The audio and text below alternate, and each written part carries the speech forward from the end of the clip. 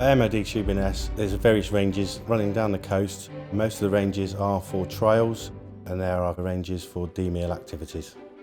DMIL is getting rid of the unserviceable ammunition that the MOD do not require anymore.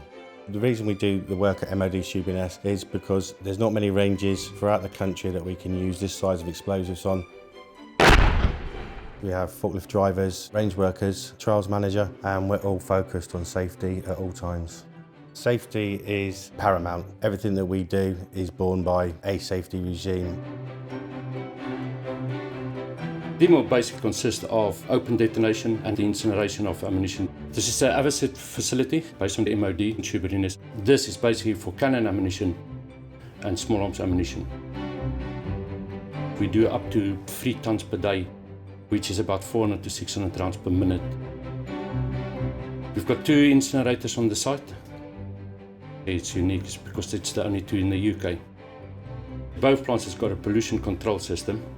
We have to make sure that there's no nasties going into the atmosphere. We've got an environmental agency permit that gives us guidance and so forth. DMIL is actually on a SSSI site, which is a site of scientific interest. So we have to not just deal with removing the ammunition, but also we have to look after the environment, which is in itself a tall task. The reason a customer should come to MOD Shoeburyness is that we can do the work on time in a safe environment.